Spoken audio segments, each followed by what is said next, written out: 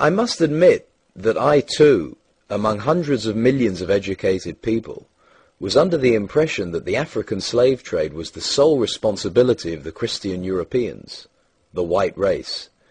That is, until I started exploring the subject in greater depth, and especially after reading an incredibly enlightening book called The Legacy of Arab Islam in Africa by John Alambila Azuma.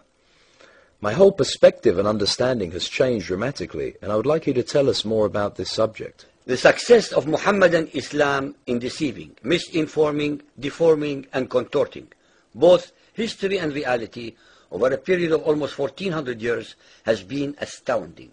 That is, until now. The greatest tragedy about this particular subject is that most of the descendants of African slavery, the black people in the Americas, around the world, as well as among the African blacks, are totally ignorant of the actual facts. Before we lose the concentration of our listeners, I would like to make the following statement and then prove it. That the worst, most inhumane and most diabolical institution of the black African slave trade was initiated, refined, perpetrated, and implemented by the Mohammedan Arabs and later aided and abetted by the black converts to Mohammedan Islam. I predict that, as usual, the two subcultures, those of denial of facts and of political correctness, will attack us without once disproving a single statement and or conclusion that we make. Slavery was not created by the white races, because it has existed throughout human history and practiced by every tribe, culture, civilization, racial group, and religion. In fact, the very word slavery has its root in the name Slav, based upon the Slavic peoples of Europe who were subjugated by other Europeans. It is not common knowledge that the Arabic word abd is synonymous with the meaning of slave.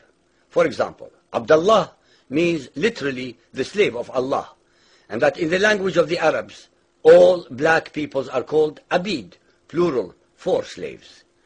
While much has been written concerning the transatlantic slave trade, surprisingly little attention has been paid to the Islamic slave trade across the Sahara, the Red Sea, and the Indian Ocean.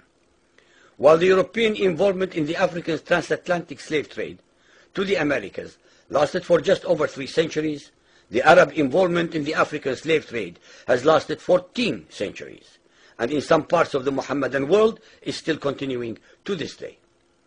The birth of Mohammedan Islam and its conquests brought about the birth of institutionalized, systematized, and religiously sanctioned slave trade on a massive and global scale. In fact, the Quran allows the taking of slaves as booty or reward for wars of aggression against any and all unbelievers, most of the human population. This has led to an enormous number of so-called holy wars, jihad in Arabic. There was and is absolutely nothing holy about these wars, which are primarily to plunder, slaughter, rape, subjugate, and rob other human beings of their wealth, produce, freedom, and dignity. Mohammedan Muslim states and tribes attacked other non-Muslim groups to achieve these objectives. Although Islamic jurisprudence laid down regulations for the treatment of slaves, however, incredible and heinous abuses have occurred throughout the history of Mohammedan Islam.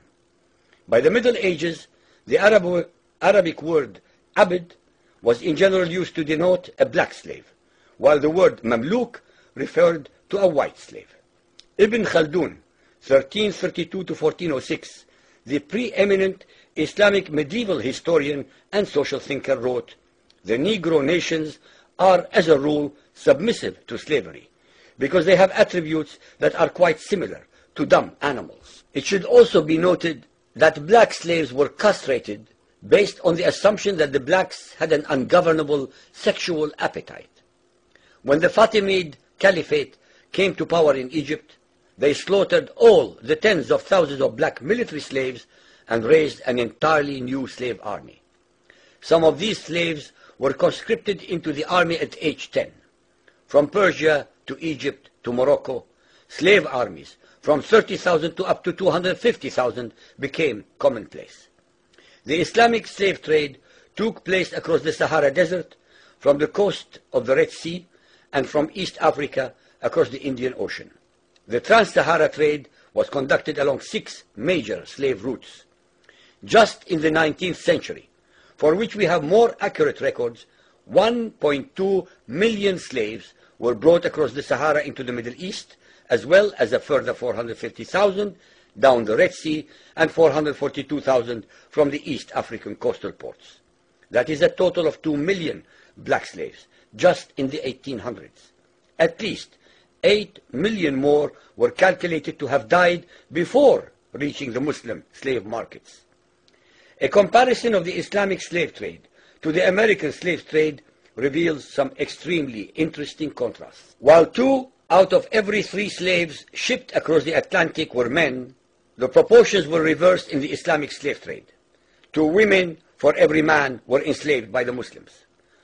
While the mortality rate of slaves being transported across the Atlantic was as high as 10%, the percentage of slaves dying in transit in the Trans-Sahara and East African slave market was a staggering 80 to 90%.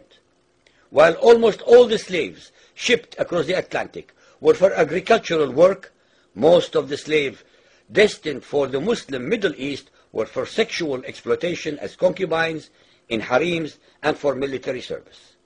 While many children were born to the slaves in the Americas, the millions of their descendants are citizens in Brazil and the United States of today. Very few descendants of the slaves that ended up in the Middle East survived. While most slaves who went to the Americas could marry and have families, most of the male slaves destined for the Middle East were castrated, and most of the children born to the women were killed at birth. It is estimated that possibly as many as 11 million Africans were transported across the Atlantic, 95% of which went to South and Central America, mainly to Portuguese, Spanish, and French possessions. Only 5% of the slaves ended up in what we call the United States today. However, a minimum of 28 million Africans were enslaved in the Muslim Middle East. Since at least 80% of those captured by Muslim slave traders were calculated to have died before reaching the slave markets, it is believed that the death toll from 1400 years of Arab and Muslim slave raids into Africa could have been as high as 112 millions. When added to the number of those sold in the slave markets, the total number of African victims of the Trans-Saharan and East African slave trade could be significantly higher than 140 million people. What is obscene about this whole subject is the Muhammadan, Muslim, and Arab culture of denial regarding their complicity in the African slave trade, as well as the ignorance of black Muslims about the reality of their past and present conditions. The statistics and reports above are based upon the logbooks kept at the African slave ports, ship logs, travelers' reports, eyewitness accounts, etc. Ladies and gentlemen, the facts and reality of Muhammadan Islam's complicity in the slave trade and their inhuman depravity are infinitely more devastating, more staggering, and more incomprehensible than all the nightmare fictions in the world.